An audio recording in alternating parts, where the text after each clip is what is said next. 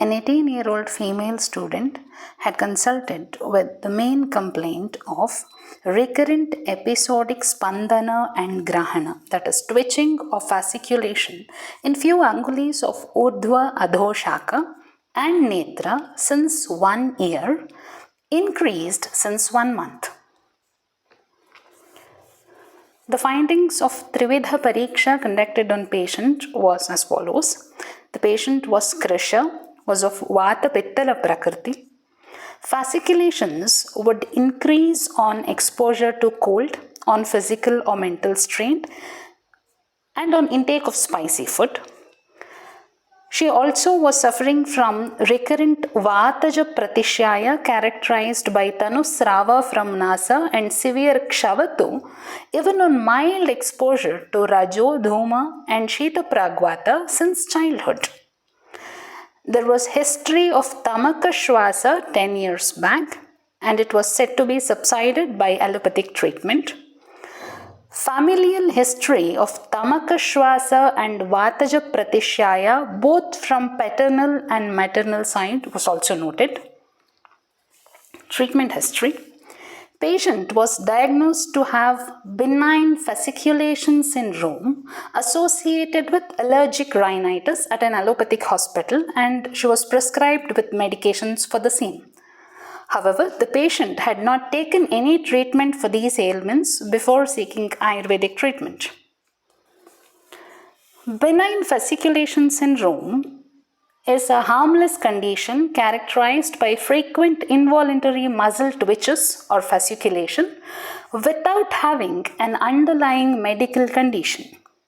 Treatment of benign fasciculation syndrome in contemporary science focuses on symptomatic management by identifying and avoiding triggers, maintaining adequate hydration, adequate sleep, and by usage of anticonvulsant medications in few cases. Whatsoever, Ayurvedic diagnosis and treatment in this case was not at all made by drawing parallel to diagnosis and treatment of Western medical science. Instead, meticulous evaluation of Nidana Panchaka was made, and the diagnosis was concluded to be Vyana and Prana Vata Dushti. Vikrita Vyana Vata had led to Grahana Spandana in Angulis and Netra, with Doshyas being Sira and Snayu, and Pranavaha Sroto Dushti caused by Dushta Pranavata was resulting in Vataja Pratishyaya and had caused Tamaka Shwasa too. The Nidana in this case was found out to be Ati Sevana of Rukshoshna Ahara. That is, the patient would never take milk and its products, sweets, fruits, or any Snigdha Ahara. And this, along with Vaigunya present in Pranavaha Srotas, which was running in her family history, had given rise to this condition. So the treatment was decided to be Snehana.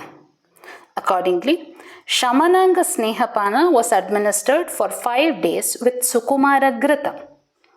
40 ml of Sukumara Grita with Jirika Kashaya as Anupana was administered every day morning for 5 days during first Kshudha Kala. Rice trial was given for first Annakala after Samyak Snehajirana Lakshanas were observed, and rice trial with Mudgayusha was given for further Annakalas.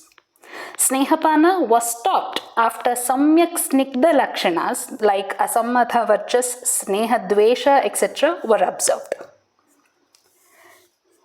Along with the treatment, the following changes in Ahara and Vihara were also advised.